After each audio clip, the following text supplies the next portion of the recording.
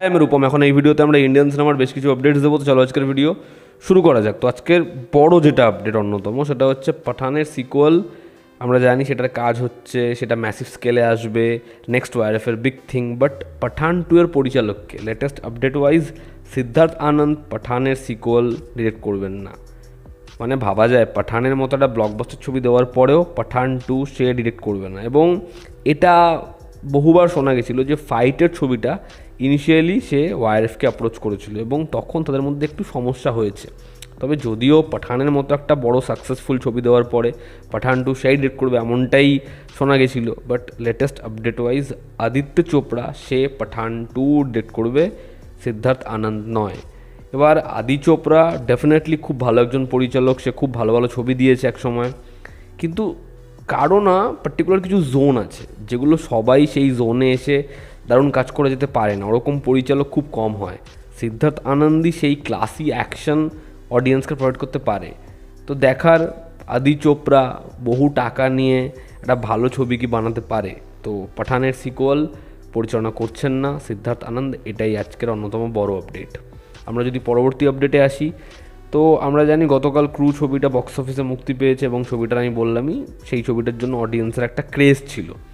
তো সেই ছবিটা নিজের ডে ওয়ানে অ্যাপ্রক্সিমেটলি 20 কোটি 7 লক্ষ টাকার ওয়ার্ল্ড ওয়াইডে বিজনেস করেছে, যেটা দারুণ।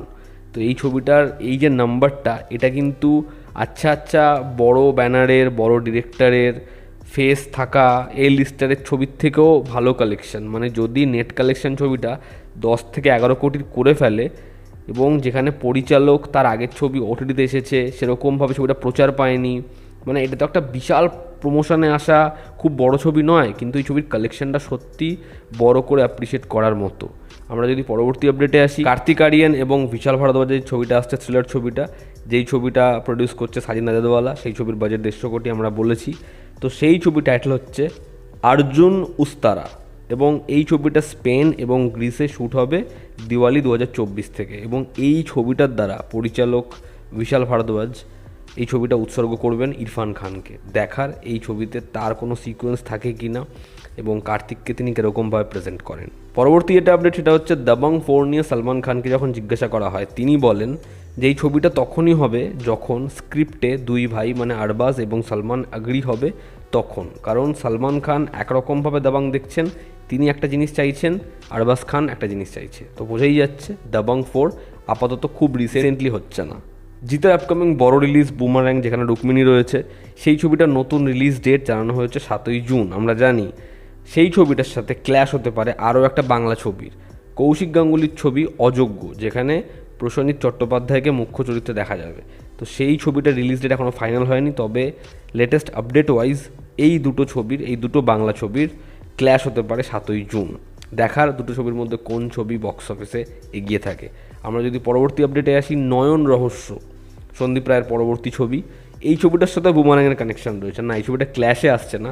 তবে বুমারাং আগে যে রিলিজ ডেটটা জানিয়েছিল 10ই মে, সেই ডেটে আসছে এখন নয়ন রহস্য, যেখানে আমরা আবার ফেলুদার ভূমিকায় ইন্দ্রনীলকে দেখতে পাবো। দেখার সেই সময় এসে এই ছবিটা বক্স অফিসে হিট ভার্ডিক্ট পায় কিনা। আজকের আরও একটা বড় আপডেট হলো রামায়ণ ছবিটা ফাইনালি ফ্লোরে যাচ্ছে। লেটেস্ট আপডেট ওয়াইজ এই ম্যাগনাম ওপাস ছবিটা ফ্লোরে যাচ্ছে 2 এপ্রিল।